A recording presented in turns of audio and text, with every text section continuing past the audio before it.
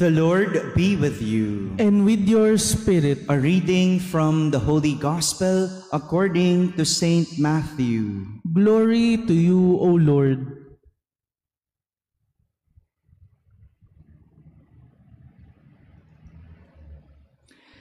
The disciples of John approached Jesus and said, "Why do we and the Pharisees fast much, but your disciples do not fast?"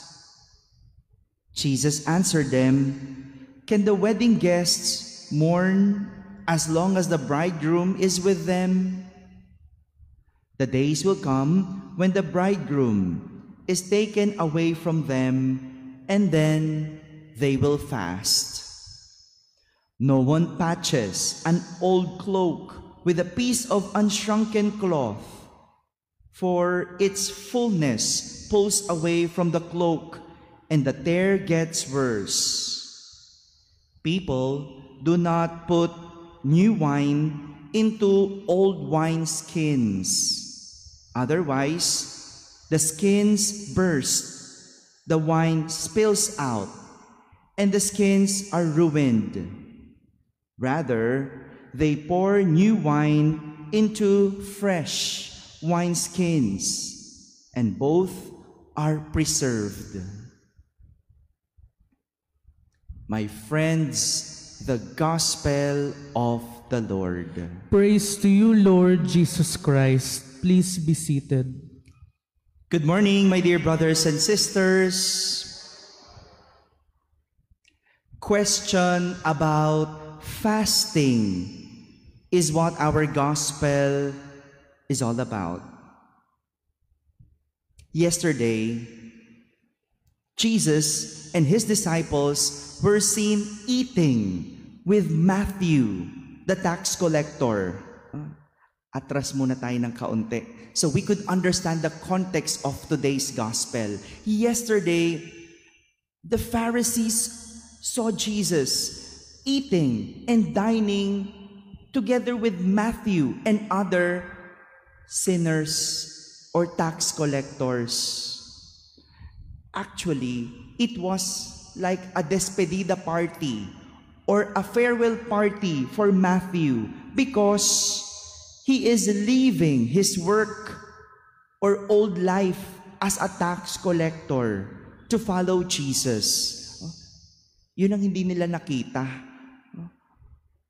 Tinawag kasi ni Jesus si Mateo at sumunod siya kay Jesus. And eating with them, with the tax collector, was like a despedida party. Diba, pag nag-resign na tayo sa trabaho, pag aalis ka na sa trabaho mo, diba, nagpapakain? Diba, may ganun tayo diba? But it was like that. And the Pharisees did not know that. Hindi nila alam yun. Hindi nila alam yung tunay na dahilan bakit sila nagkakainan. Matthew wanted to have a new life with Jesus. He is about to follow Jesus. And Matthew decided that. But the Pharisees took the event differently. They were questioning Jesus, why is he eating with tax collectors and sinners? Ang nakita lang nila ay nakikisama si Jesus sa mga makasalanan. Pero ang hindi nila alam, sinasamahan at tinatawag ni Jesus ang mga makasalanan para magbago. Yun ang hindi nila nakita. Sinasamahan at tinatawag ni Jesus ang mga makasalanan para magbago. Today, a different issue is being questioned to Jesus. And it is about fasting. Tingnan mo nga naman, no? Kahapon tungkol sa pagkain. Ngayon, fasting naman. As he was asked, why are his disciples are not fasting? Jesus gave two answers.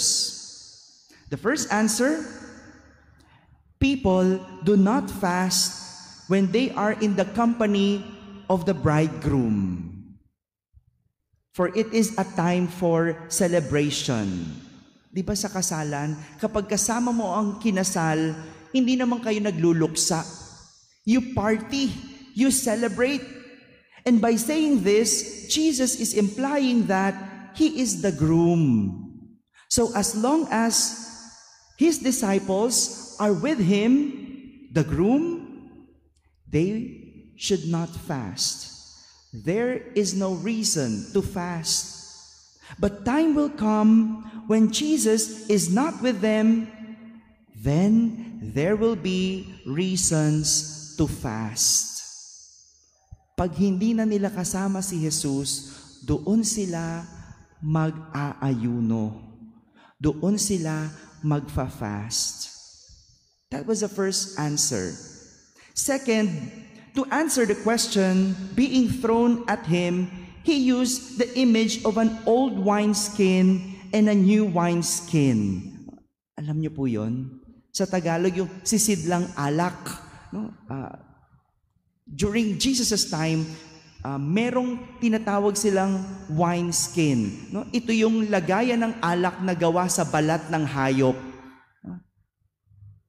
Sa atin parang yung container na gano'n no? Yung parang flask, no? Wine flask, no? To keep the temperature of the wine. But during Jesus' time, nilalagay yon sa isang sisidlang balat.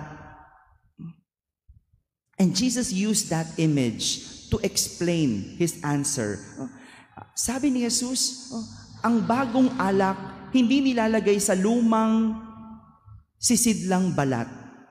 Kasi puputok, masisira yung old wineskin. Mag-e-expand, masisira. Kasi alcoholic Merong alcohol content ang wine. So ano dapat? Yung lumang alak, ilalagay sa lumang sisidlang balat. Bagong alak, ilalagay sa bagong sisidlang balat.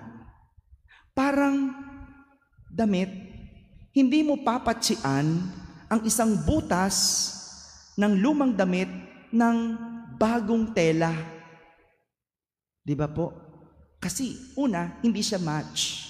Pangalawa, luma na yung tela, no? Marupok na, may bagong patch, hindi match. No? So pag bago rin yung tela at papatsian mo ng lumang tela, hindi rin match. Hindi uubra. So ito yung pinapaliwanag ni Jesus. Ang nais niyang puntuhin ay tungkol sa dami ng tinatanong sa Kanya, tungkol sa Kanyang ginagawa. Hindi nila maunawaan si Jesus dahil nasa luma silang pag-iisip. Yung ginagawa ni Jesus ay bago niyang turo, bagong pangaral.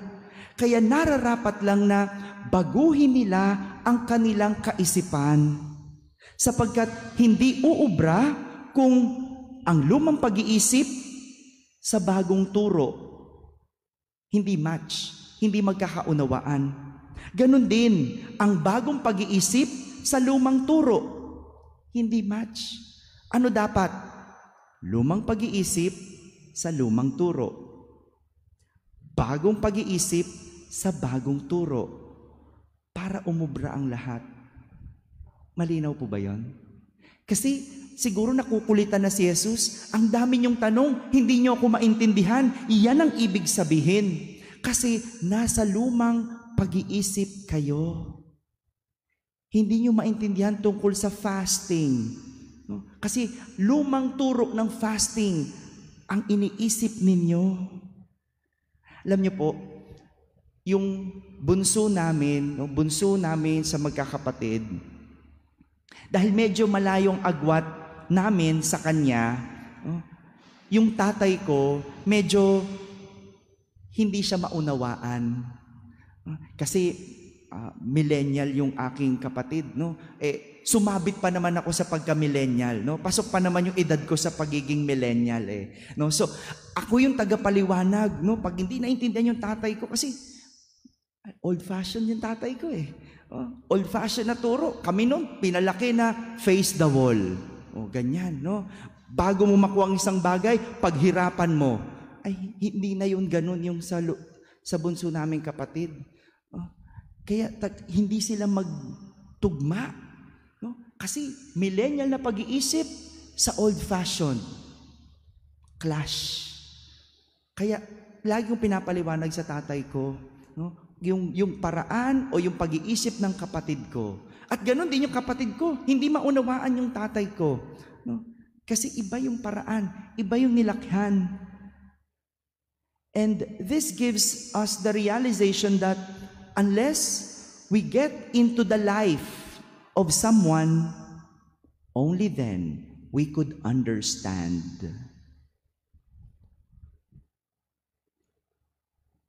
Pasukin mo yung buhay para maintindihan mo.